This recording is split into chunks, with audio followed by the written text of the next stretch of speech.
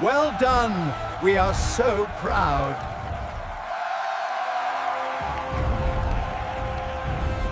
Long before Winston Churchill became the voice of British defiance, he carried a wound that almost destroyed him. It was called Gallipoli. During the First World War, Churchill pushed for the Dardanelles campaign, hoping to break the deadlock. That was swallowing men by the thousands in the trenches of Europe. On paper, it looked bold, strategic, even brilliant.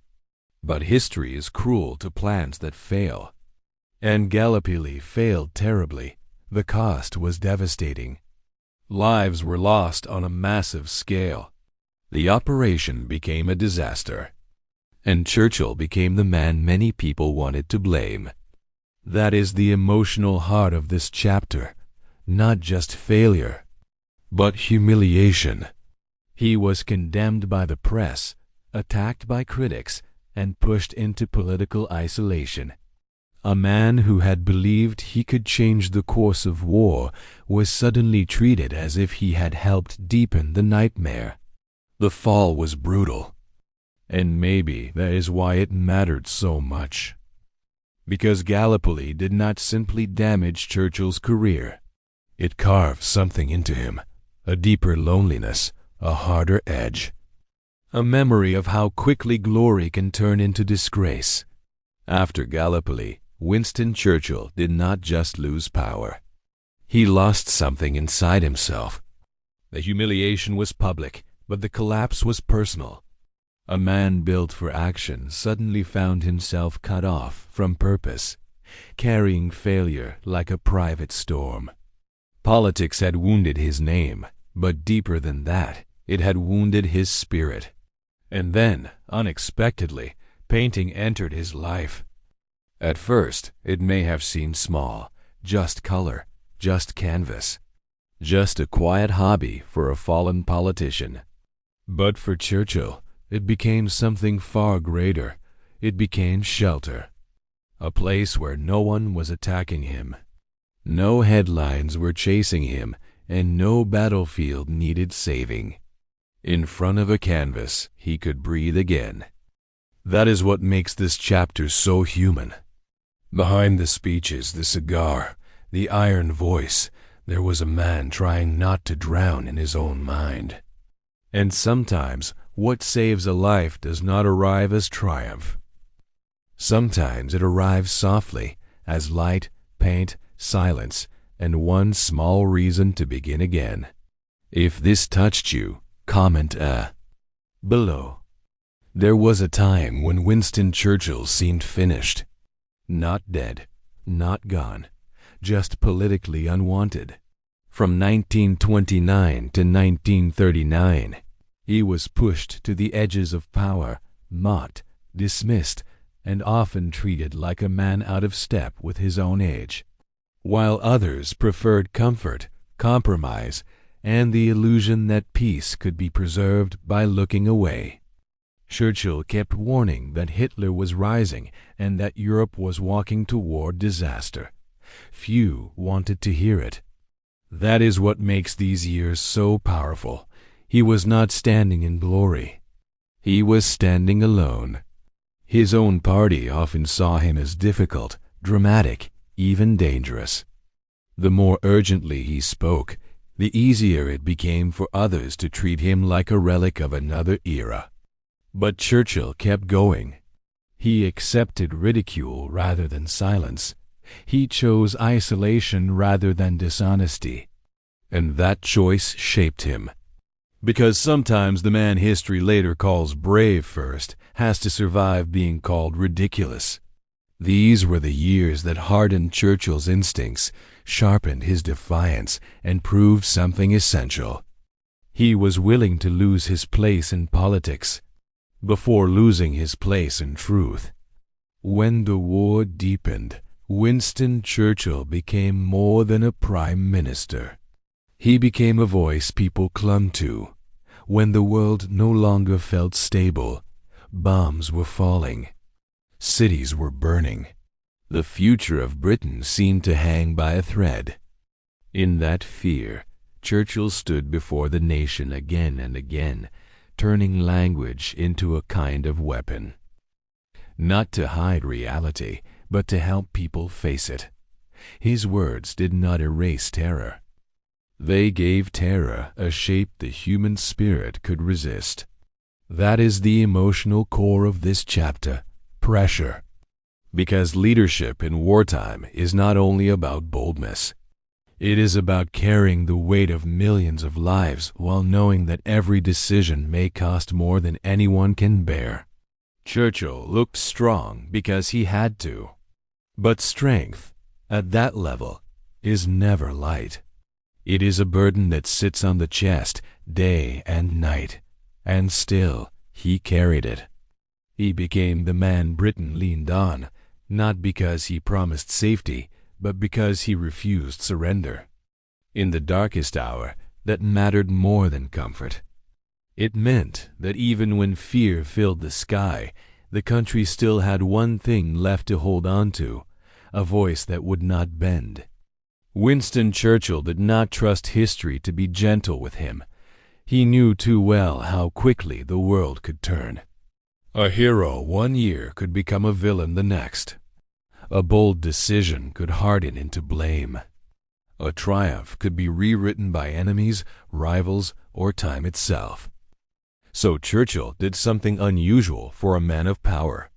He picked up the pen and fought for his place in memory. He was not only making history, he was shaping the story of it.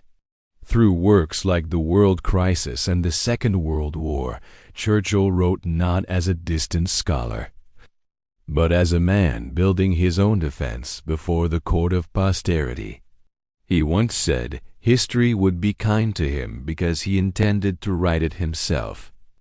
And maybe that was not arrogance alone. Maybe it was survival. For Churchill, words were never separate from power. They had helped him move nations, rally courage, and endure defeat. Now they would help him do one more thing: refuse to let others tell his life without him. In battle, he fought with will. In memory, he fought with language. By 1945, Winston Churchill had become the face of British resistance. He had helped lead the country through fear, fire, and near collapse. He had stood when surrender seemed easier. He had spoken when hope was thin. And when victory over Nazi Germany finally came, it might have seemed natural that the nation would hold him forever in gratitude. But democracy is not built on gratitude alone. Just weeks after victory in Europe, Churchill was voted out of office. That is what gives this chapter its sting. He had helped save the nation in war, and then the nation chose someone else for peace. The emotional shock of that moment must have been enormous. To go from wartime savior to political rejection so quickly was not just a public loss, it was a deeply personal one. It exposed one of the harshest truths in political life.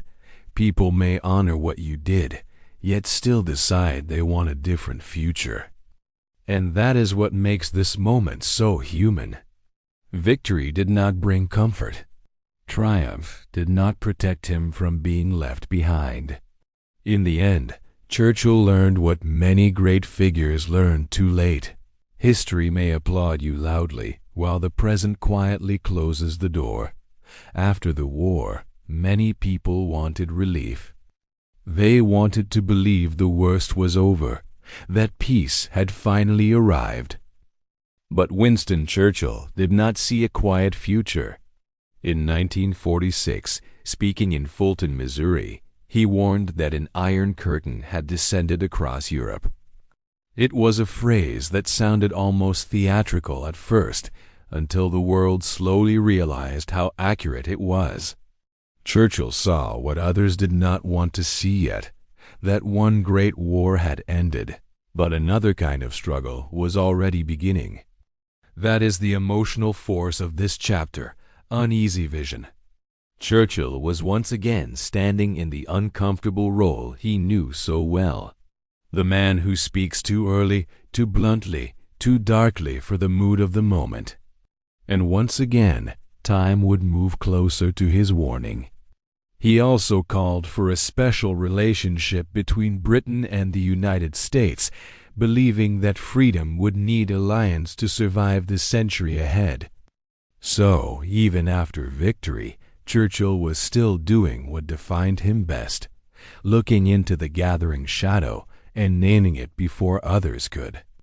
By the time Winston Churchill received the Nobel Prize in Literature in 1953, he had already become something larger than a politician. He was now a figure of language, memory, and history, a man whose words had once helped hold together the courage of a nation. The honor was deeply fitting.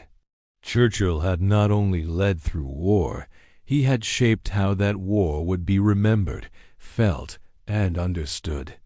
And yet, even as recognition arrived, time was quietly taking something back. That is the sadness at the heart of this chapter. Because while the world was honoring the power of his voice, his body was beginning to fail him.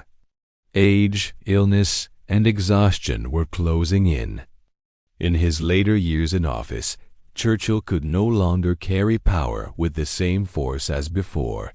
The will was still there. The legend was still there. But the strength that had once matched them was fading. There is something deeply human in that contrast. Late glory, slow decline. Public greatness beside private limitation. For a man who had spent so much of his life towering over events, this may have been one of the hardest battles of all. Not fighting an enemy, but facing the quiet truth that even legends cannot outlast time unchanged. What makes Winston Churchill endure is not that his life was simple. It is that it was not. He was bold, brilliant, stubborn, eloquent, divisive, inspiring, and deeply flawed, sometimes all at once. He could lift a nation with words, yet leave behind chapters that still provoke anger and pain.